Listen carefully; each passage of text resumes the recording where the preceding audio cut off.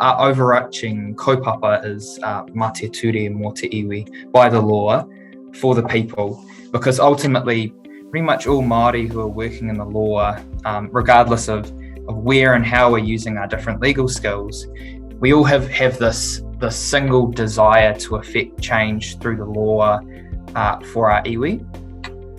Now, I'm sure all of you will know that the law has for many, many years been used as a tool of oppression against Māori. But the reason why the Māori Law Society exists, the reason why there's more and more Māori who are going into the law, is because we see it as a tool that is not only used for oppression, but can sometimes be used for change for good. It's a means of being the voice for the voiceless. It's a means of representing Te Ao Māori in Te Ao Pakeha, and getting those wins for Te Ao Māori that we desperately need.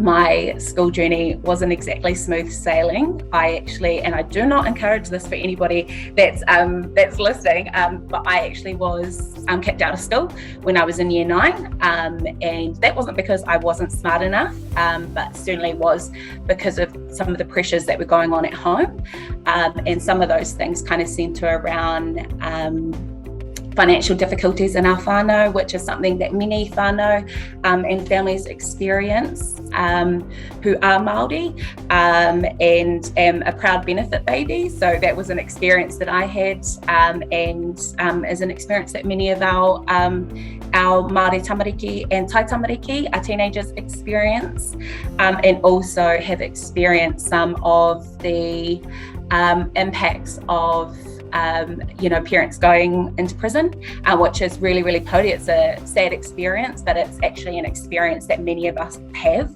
and also otherwise our whānau, aunties and uncles, cousins, those types of things.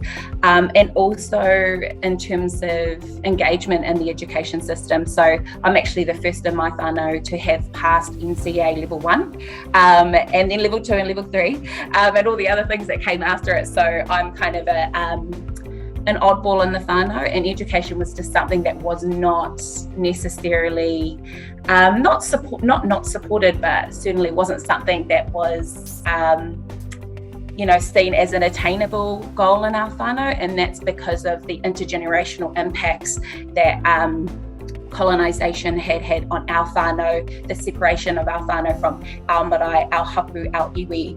And I didn't actually know that when I was going through those things probably 10 years ago now.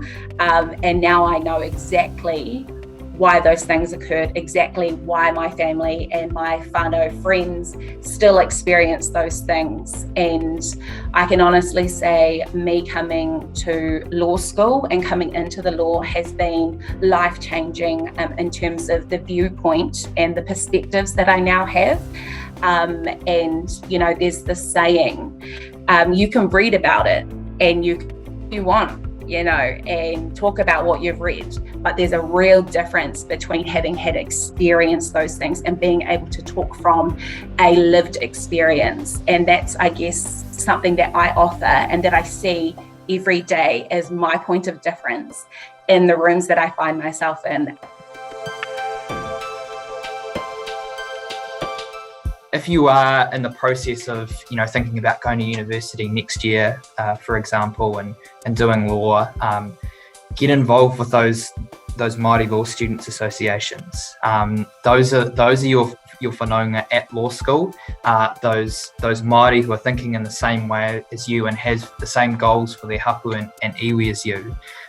And that is essentially from that. That's how we got involved with the overall Māori Law Society, because you build those connections and whanaungatanga over time. I think both of us can attest to the fact that we would have really struggled at university if it wasn't for Ngā Rangahautira, and we're really thankful for the friendships and connections that we made through that group. So if you are thinking about going to Vic or any university, all of the universities have a Māori Law Student Association. Get in touch, get connected with them, because it'll be an amazing and really helpful experience when you're going through university.